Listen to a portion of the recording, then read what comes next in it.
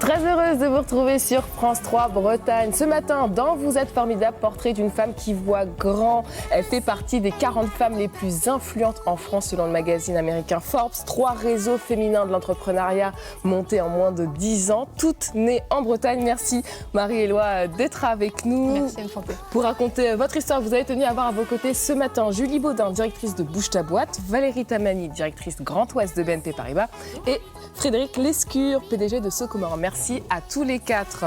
Alors Marie-Éloi, petite question. Voir ces 3 personnes qui comptent pour vous, ça fait une drôle de sensation, non ? Ah mais j'adore, ça me donne plein d'énergie parce que vous m'avez demandé des Bretons et des Bretonnes qui m'ont aidé au démarrage. Et ben ils sont sur ce plateau. Il y en a plein d'autres, mais sans vous 2, sans vous 3 évidemment, il n'y aurait pas grand-chose aujourd'hui. Alors il y a un mot qui revient quand chacun d'entre vous évoque Marie-Éloi, c'est son énergie débordante. Enfin, vous l'avez répété à de multiples reprises en préparant cette émission. C'est vraiment ça qui vous a marqué, Frédéric Lescure, la première fois que vous avez rencontré Marie-Éloi ? C'est une petite centrale nucléaire bretonne, elle est toute seule. Verte. Ah oui, mais bien sûr, verte aussi. Ça compte. Ça compte.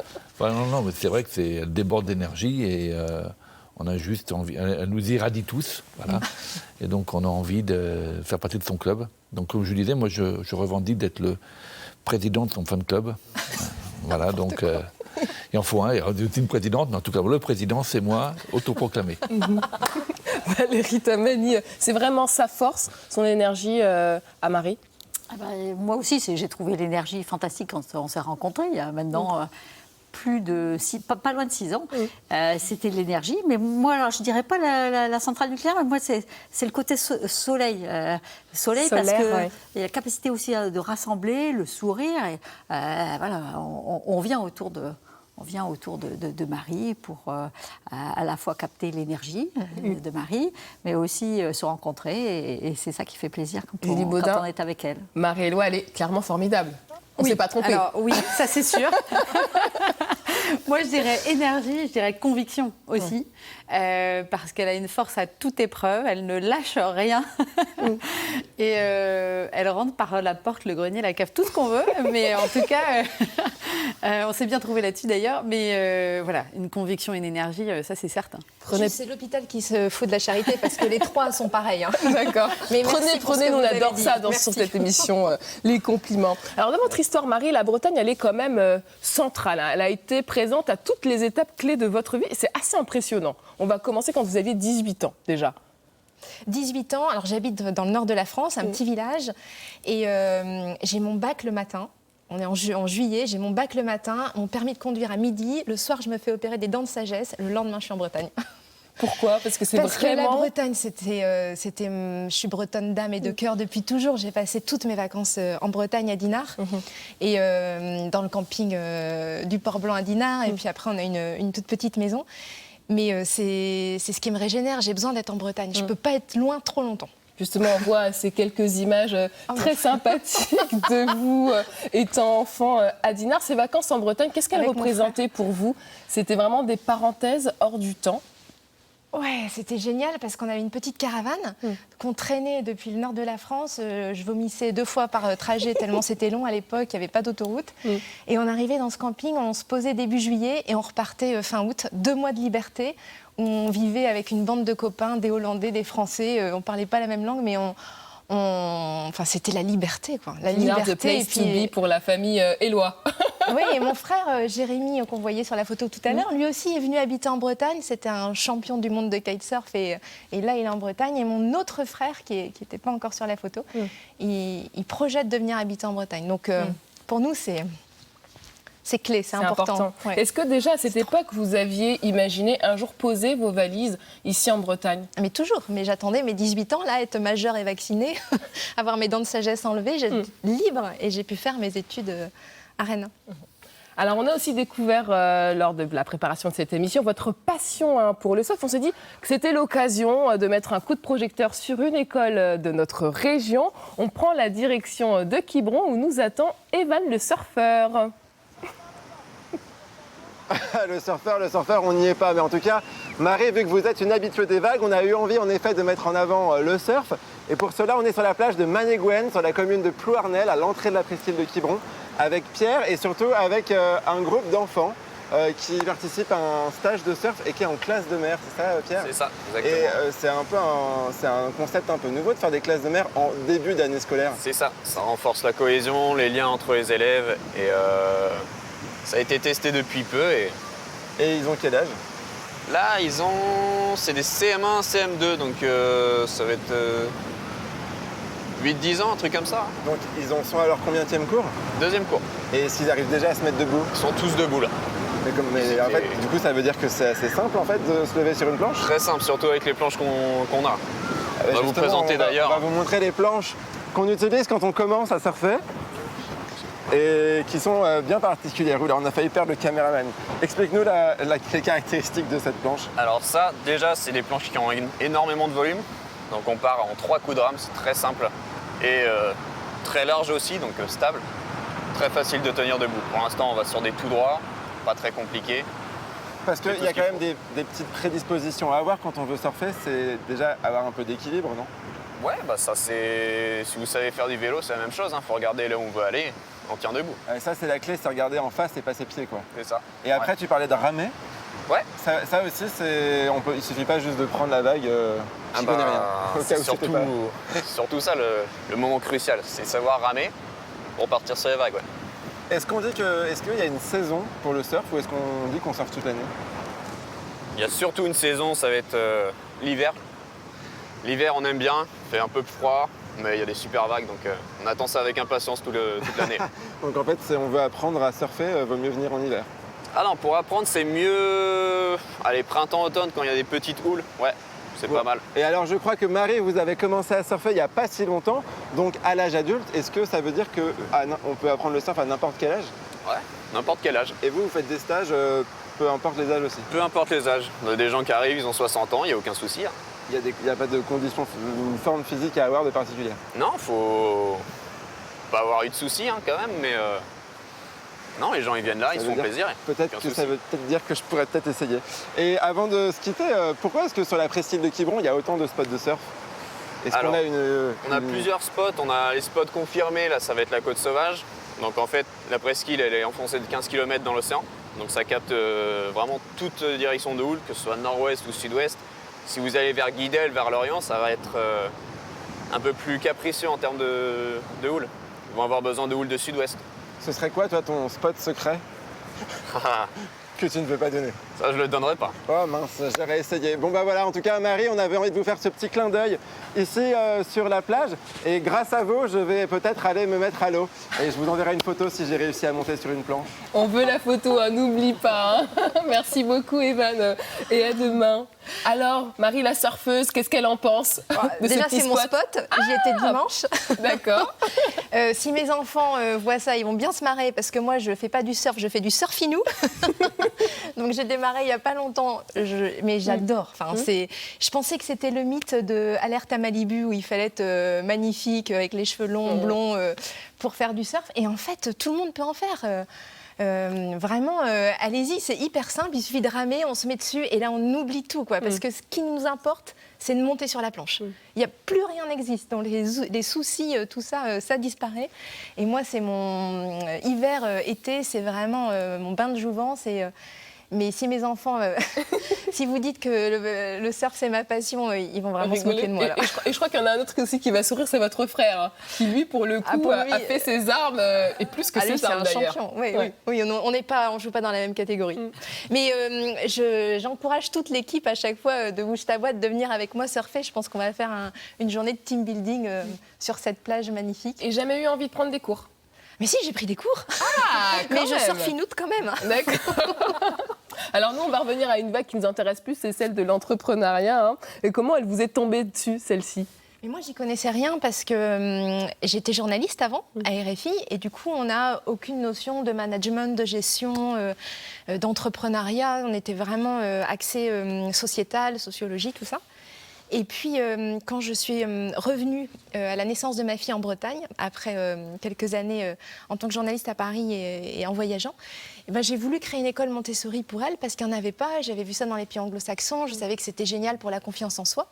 Et j'ai rencontré une autre maman et en une semaine, on a créé cette école. Et en fait, je me suis rendu compte qu'elle existe toujours. Elle est à l'Armor-Baden, cette école. Elle a 10 ans. Ma fille a fait toute sa scolarité dedans. Et je me suis rendu compte qu'à partir d'une petite graine, eh ben, on pouvait avoir un impact autour de soi. Une idée, on se met en action, on se dit qu'est-ce que je ferais si je n'avais pas peur parce que ça donne du courage. Et puis ça marche. Et en fait, j'ai adoré entreprendre. J'adore ça. Et donc, vous lancez en 2014 Femmes de Bretagne. Et le succès vous surprend aussi. Au début, c'était une plateforme collaborative d'entraide, parce qu'au sein de l'école, j'avais vu énormément d'entraide entre mamans notamment. Et je me suis dit, et si ce qu'on avait fait à l'échelle de l'école, on le faisait à l'échelle de la Bretagne. Et en fait, très vite, elles ont été 1000 femmes porteuses de projets, entrepreneurs ou des personnes qui voulaient les aider sur la plateforme. Et puis elles m'ont dit, mais Marie, on veut se rencontrer. Je dis non, c'est pas possible. Il y a d'autres réseaux qui font ça et je voulais pas marcher sur leur plate-bande. Et elles m'ont répondu, mais de toute façon, on fait ce qu'on veut. Et donc, la première rencontre Femmes de Bretagne a eu lieu. Et aujourd'hui, c'est 500 événements par an en Bretagne qui rayonnent dans 70 villes. Alors, je voulais vous poser une question à tous les trois avant que vous rencontriez Marie. Alors, l'entrepreneuriat au féminin, je sais vous n'aimez pas ce terme-là, mais qu'est-ce que ça représentait pour vous ou à quoi ça se résumait? Frédéric Lescure, je vous pose la question parce que vous êtes en minorité sur ce plateau. Et votre avis nous importe, moi, quand je t'ai rencontré, c'était dans le cadre de Femmes de Bretagne, pour moi, ce n'était pas associé à l'entrepreneuriat. L'entrepreneuriat, c'est ce que tu as fait après. C'était juste, pour moi, ce que j'ai compris et ce que tu nous avais vendu à l'époque, c'était créer un lieu, un réseau dans lequel les femmes prenaient confiance en elles et qu'elles allaient oser au moins autant que les mecs, quoi.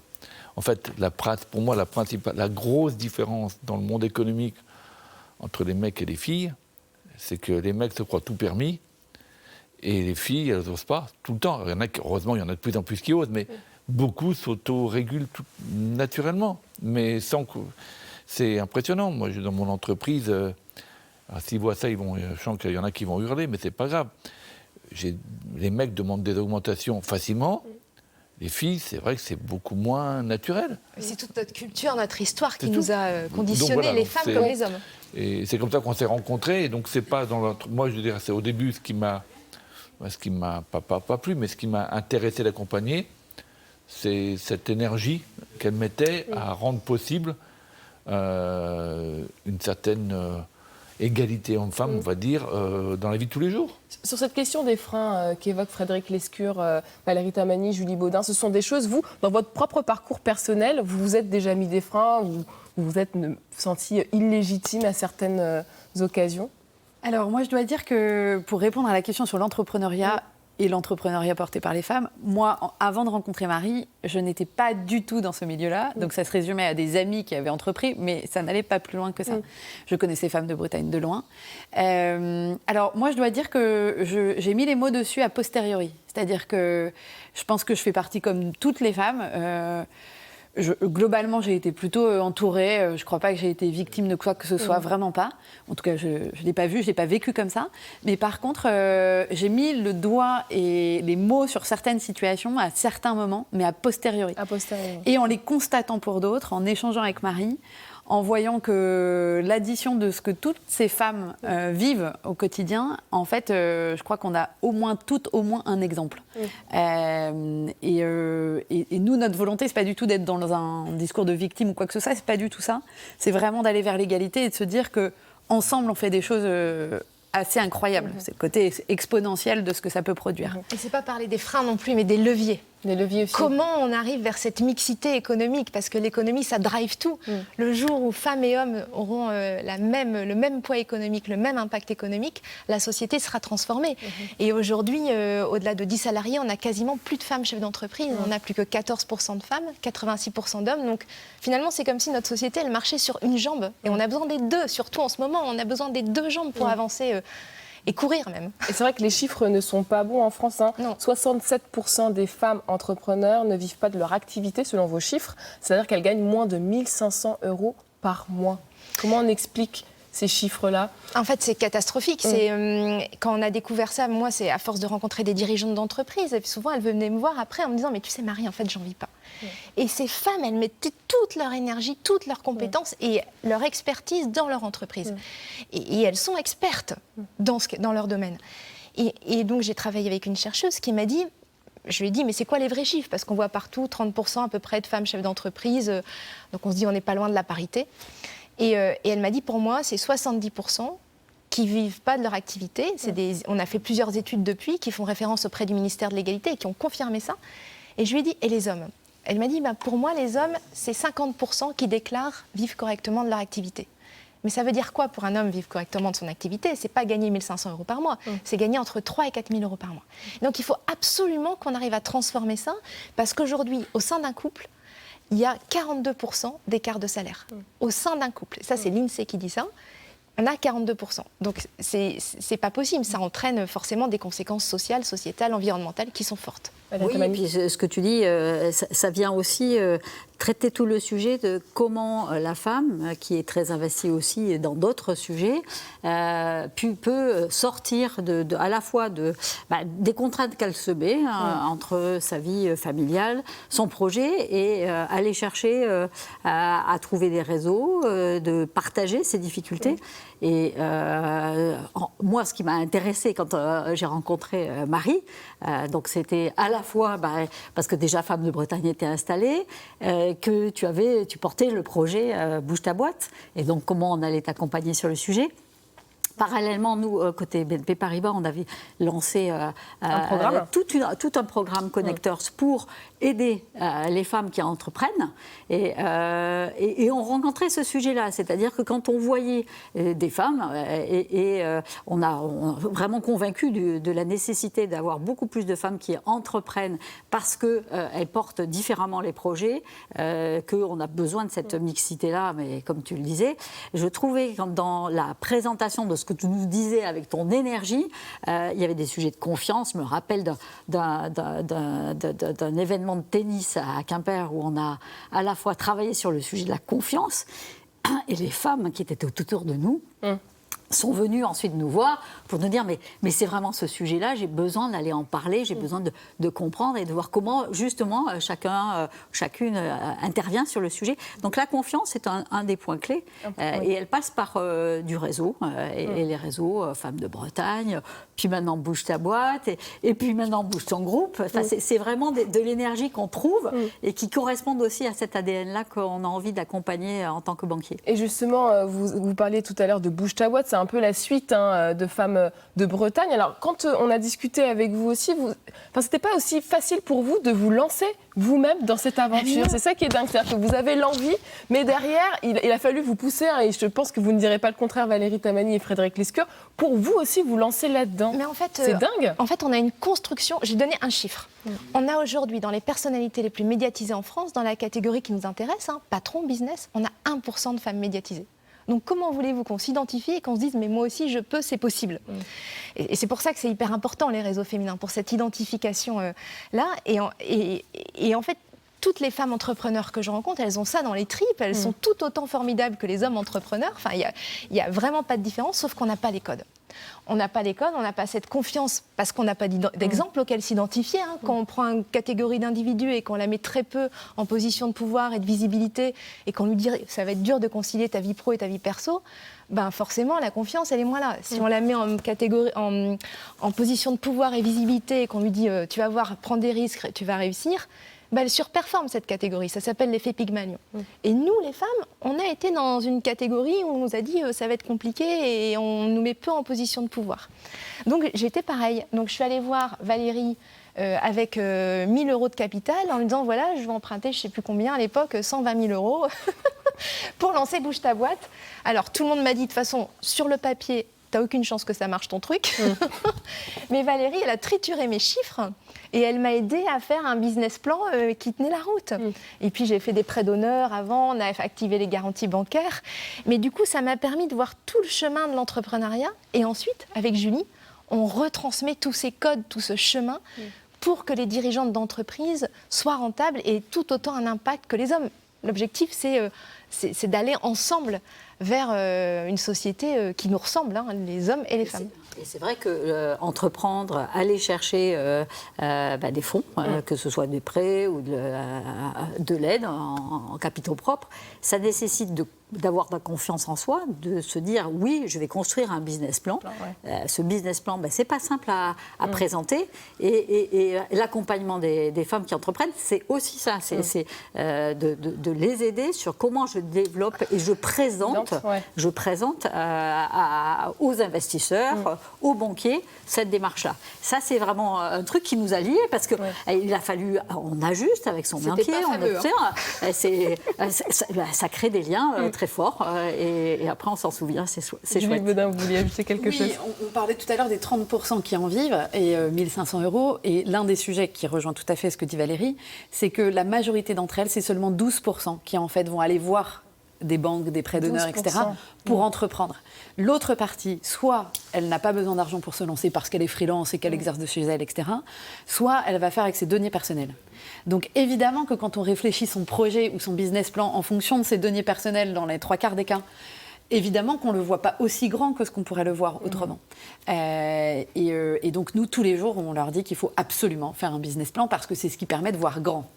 Voilà. Et Frédéric Lescure, dans le cheminement de Marie, qu'est-ce qui vous a frappé ? Parce que vous aussi, vous l'avez aidé financièrement, d'abord. Si on passe le passage de Femme de Bretagne à Bouge ta boîte, elle a monétisé son expertise. Alors, Femme de Bretagne, c'est de l'entraide, c'est de l'amorçage. Bouge ta boîte, c'est les entrepreneurs qui sont déjà bien installés et du business, juste pour bien donc comprendre. En tout cas, elle a monétisé son expérience, c'est comme ça que je l'ai vu, et donc pour le plus grand bonheur de l'entrepreneuse, ou l'entrepreneur, en tout cas pour son plus grand bonheur à elle, voilà, et pour le plus grand bonheur de tous ses clients. Donc voilà, donc c'est ça qui était intéressant, c'est qu'aujourd'hui, souvent pour un mec, de faire du bénévolat, ça vient en plus de son boulot. Donc c'est pas un sujet. En tout cas, dans sa tête, c'est pas un sujet. Pour celle qui ne travaille pas ou qui ne vit pas de son travail, c'est compliqué de faire du bénévolat en plus, parce qu'en plus, ça ne valorise pas, alors que le bénévolat va valoriser un mec et ne va pas automatiquement valoriser une femme. C'est, on va dire, dans les critères ou les trucs assez classiques de notre société, c'est presque normal. Et donc, voilà, c'est tout cet enjeu qu'il faut casser, cette vieille pratique qu'il faut changer. Et donc, elle a réussi à monétiser et à faire un succès qui n'était pas évident. Dire aujourd'hui, voilà, donc elle a réussi à réunir des investisseurs de toute première qualité.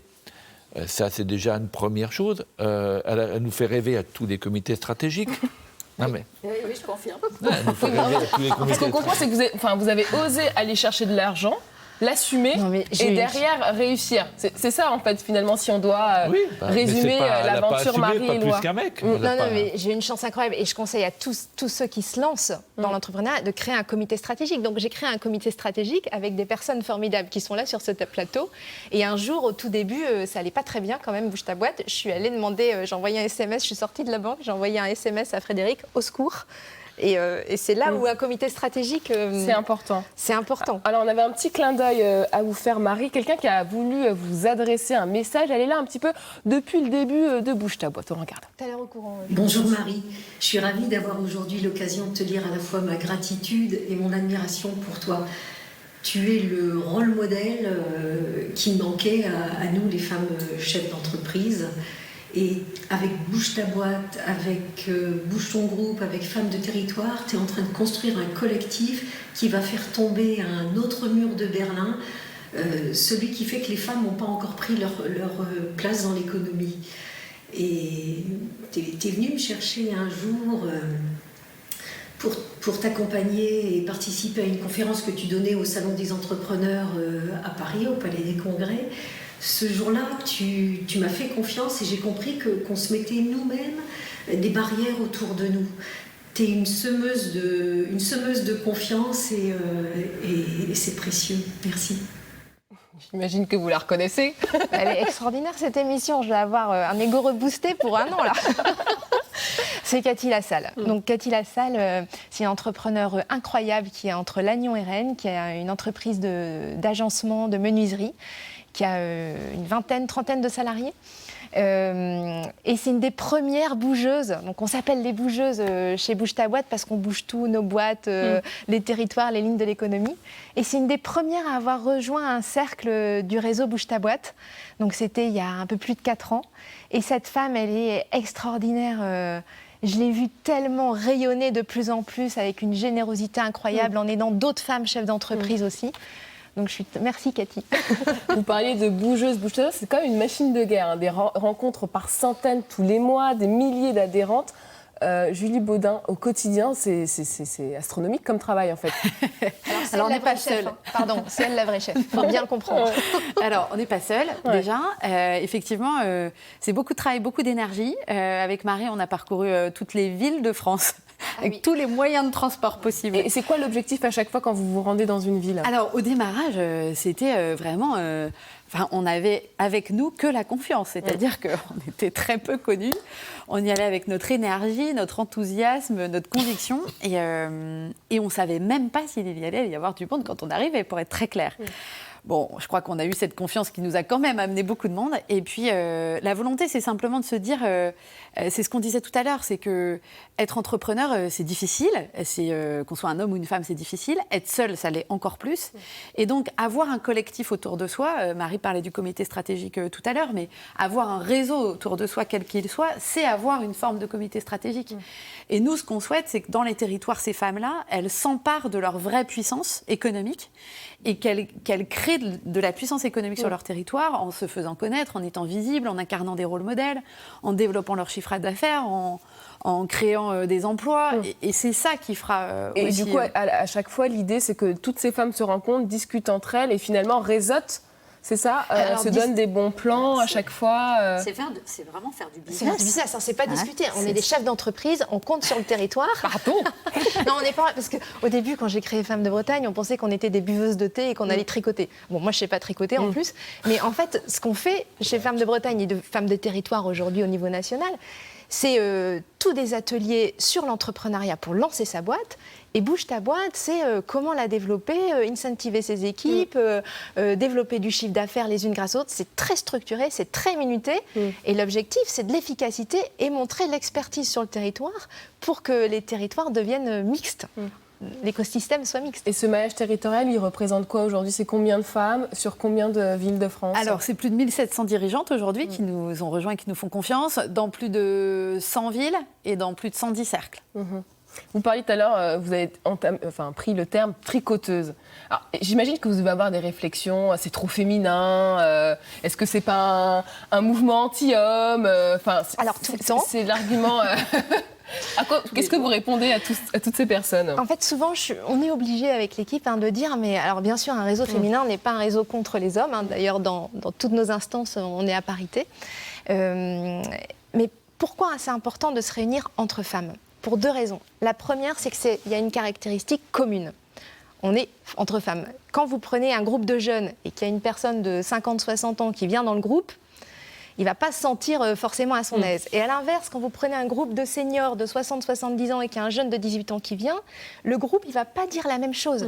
Il ne va pas oser dire la même chose. Donc, la caractéristique commune favorise l'authenticité des échanges et donc la possibilité d'être soi-même dans sa pleine puissance. Ça, c'est la première chose. La deuxième chose, c'est que ça nous permet de nous identifier. Quand on est ensemble en cercle de dirigeantes, quand je vous disais tout à l'heure, 1% de femmes médiatisées... C'est important d'avoir des rôles modèles, c'est ce que vous voulez dire. Comme moi aussi je peux, et ça crée une spirale vertueuse, on s'entraîne à aller plus loin. Donc c'est quelques heures par mois où on déchire tout. Et après, on est là. Par contre, on encourage évidemment nos dirigeantes d'entreprise à être dans des réseaux mixtes. Enfin, l'objectif, c'est d'être tous ensemble. Mais c'est comme les dîners. Un dîner entre couples, vous allez trouver un certain ton, une certaine énergie. Un dîner entre gars, vous allez trouver un autre ton, une autre énergie. Un dîner entre femmes, un autre ton, une autre énergie. Et chacun a sa place. Oui, moi, je crois que c'est vraiment, dans ce que tu dis, c'est cette approche très concrète. Hein, c'est efficace, c'est vraiment un moment de business. C'est entre midi et deux. Hein, ça permet effectivement aussi de gérer son activité et d'être efficace sur ce moment-là. Et moi, j'ai trouvé, et les équipes, parce qu'on a pas mal de directrices d'agences qui participent, hein, qui sont vraiment acteurs dans les cercles Bouge-toi boîte, elles y trouvent à la fois de l'intérêt de business et puis du développement personnel, parce qu'il y a vraiment toute une approche de Bouge ta boîte qui est au-delà des cercles. C'est cette plateforme d'information, de réseau. On a vraiment de la valeur ajoutée qui est très très importante et qui permet de sortir la tête et puis peut-être d'aller beaucoup plus loin. Moi, je crois que le côté, comme tu dis, hein, le côté aller beaucoup plus loin, partir de là et aller vers d'autres réseaux, vers d'autres façons de faire du business, c'est ce qu'apporte aussi Bouge ta boîte. Il est plus qu'impératif, Frédéric Lescure, de créer de nouveaux codes, de nouvelles façons de faire. Je ne sais pas ce que vous appelez de nouvelles façons de faire, nouveaux codes. Qu'est-ce qui distingue finalement l'entrepreneuriat porté par des femmes par celui qui domine aujourd'hui, celui porté par les hommes? Il ne devrait y avoir aucune différence. On a les mêmes problèmes en interne. Aujourd'hui, c'est un combat de tous les jours de féminiser un COMEX, parce qu'on ne va pas virer la moitié des mecs pour me remplacer par des femmes. Et bon, en tout cas, on pourrait, mais en tout cas, ce n'est pas la méthode que je recommande pour arriver à avoir des équipes mobilisées. Mais c'est un métier, mais ça se prend des années. Et voilà, donc je pense que ce combat-là, il faut qu'on le mène aussi bien à l'intérieur des entreprises. Bon, et ça, c'est Bouge ton groupe. Et aujourd'hui, tous ceux qui peuvent s'offrir Bouge ton groupe, ça devrait être obligatoire. Je veux dire, aujourd'hui, Bouge ton groupe, les pour ceux qui banquiers comprennent pas, devraient parce que c'est encore remettre la suite 1% de moins logique d'intérêt de Bouge ta boîte. pour tous ceux qui ont signé Bouge ton groupe. Quoi. Je veux dire, c'est un marqueur de bienveillance, mais c'est aussi un marqueur d'efficacité et de compétitivité à long terme. C'est promouvoir les femmes cadres et managers. C'est vraiment la même méthode que Bouge ta boîte, donc qui a prouvé son efficacité auprès des entrepreneurs et qu'on a mis au service des femmes salariées. Et Frédéric nous a bien aidés là-dessus. Alors maintenant, j'aimerais à présent qu'on écoute un autre témoignage, celui d'Éric Orsena, l'écrivain qui n'a pas sa langue dans sa poche, vous allez voir. Marie-Éloi, Marie, c'est un phare, c'est une lumière, c'est quelqu'un qui nous attire, et puis c'est quelqu'un qui nous attire pour aller au loin. Et puis c'est une voix aussi, donc il faut l'entendre. Et puis c'est une sorte de cheval blanc, c'est le cheval blanc d'Henri IV. Et puis voilà, donc on n'est plus seul quand on a Marie. Et ce qu'elle a fait est absolument exceptionnel, parce que je connais la solitude des entrepreneurs. Je sais qu'ils sont seuls. Et surtout quand c'est des femmes, parce qu'elles n'osent pas ces folles-là. Alors elles osent, il faut nous, bouger la boîte, mais bouger les mecs aussi. Obliger les mecs à se réveiller un peu. Alors même, je vais vous dire, chère Marie, dans ma vie prochaine, évidemment, je serai femme et je serai entrepreneur. Là, vous allez voir ensemble, on va bouger. Alors à bientôt Marie, bravo. Quelle belle déclaration, Marie. On aimerait en avoir toutes comme celle-ci. Il est incroyable, Eric. Il est incroyable, il soutient tout ce qu'on fait. Et on a organisé un grand événement à la Station F l'année dernière qui s'appelait Think Bigger, juste avant la crise, avec 1000 dirigeantes des territoires. Et il était là en grand témoin. Et il a enthousiasmé la salle. Il soutient tout ce qu'on fait parce que, comme Frédéric, comme lui, d'ailleurs, la plupart des hommes, 99% des hommes que je rencontre, ils sont en faveur de cette mixité, de cette égalité. C'est rare de voir l'inverse. Donc, ça paraît tellement évident que l'égalité doit être un préalable à notre société. L'égalité entre humains, la protection de la planète, de l'environnement, ça devrait être le préalable à toute décision. Ça devrait être la base. Et comment on va plus vite? Comment on met les bouchées doubles pour arriver justement à cet objectif? En étant tous vigilants et tous responsables. Que ça soit au niveau humain, cette égalité, donc ça veut dire vigilant quand nous, en tant que femmes, par exemple, on est, si vous nous écoutez, vous nous regardez, vraiment rendez-vous visible. On est obligé de se rendre visible, c'est de l'intérêt général quand on a 1% de femmes visibles. Rendez-vous visible, souvent on me dit oui, mais il n'y a que mieux que moi, il y a plus compétente et tout, mais résultat, on se dit tout ça. ça donne 1%. Et les hommes, c'est vraiment ouvrir les portes, faire en sorte, comme Frédéric Tufet au quotidien, parce qu'il a créé, il ne dit pas, hein, mais c'est un héros du quotidien, il a créé des crèches partout, il a transformé son entreprise pendant la crise, enfin, il a fait des choses incroyables, il soutient les réseaux depuis le début, sans lui, Bouge ta boîte, et sans toi Valérie, ça n'existerait pas. Les hommes qui soient vigilants à ce que dans leurs conseils, dans leur comité, dans leur management, dans leurs conférences, dans leurs prix, il y ait autant de femmes que d'hommes. Ça doit être un préalable. Et du coup, on va compter tout autant par c'est main dans la main et ensemble qu'on avance plus vite. Ouais. Et alors, un peu de discipline aussi, finalement. Hein. C'est que ça nécessite vraiment de s'en occuper de manière une rigueur structurée, très régulière, parce qu'il y a vraiment des instants dans la vie d'une entreprise où il y a des choses qui se jouent, ne pas rater. Ne pas rater le coche. Et ça, c'est vraiment très important quand on est effectivement à la tête d'une entreprise. Tout petit peu hors du cadre. Il y a aussi, faut que les femmes se fassent violence, parce que souvent, elles se cachent derrière, dire non, je ne peux pas, parce que plein de bonnes raisons. Et aujourd'hui, c'est aussi leur responsabilité de se prendre par la main. Et puis d'y aller aussi. Je crois que c'est ce qu'elles sont en train de faire. Hein. Non, je sais bien, vraiment pas un message, je veux dire, aujourd'hui, mais j'en vois beaucoup quand même, beaucoup qui restent sur le côté, parce que même malgré tout ce qu'on leur met à disposition, elles ne prennent pas, quoi. Donc, je crois que c'est un exercice, je rejoins Valérie, de tous les instants. C'est-à-dire que nous, très souvent, typiquement dans les conférences, on fait une conférence, aujourd'hui, on ne fait pas attention au nombre de femmes et d'hommes. Et nous, on nous dit toujours, mais en fait, on n'en trouve pas.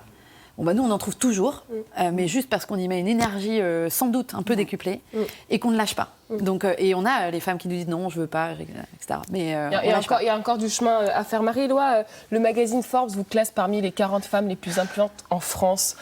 Qu'est-ce que ça représente pour vous? Est-ce que vous avez aujourd'hui le sentiment d'être une femme puissante, mais dans le sens noble du terme, c'est-à-dire une femme accomplie, libre de ses choix?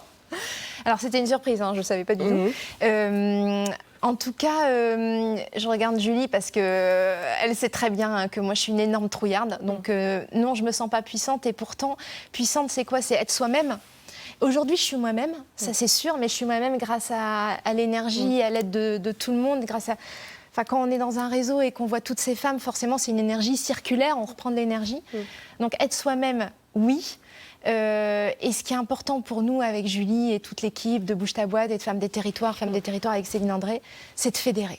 Donc, nous, ce qui compte pour nous, c'est d'avoir cet impact autour de nous pour fédérer. Plus on sera nombreux et nombreuses, plus on va changer les choses. Et on est convaincus qu'on est capable de changer les choses. Alors moi, j'aimerais revenir sur une autre partie de votre vie. Vous avez été journaliste à Radio France Internationale.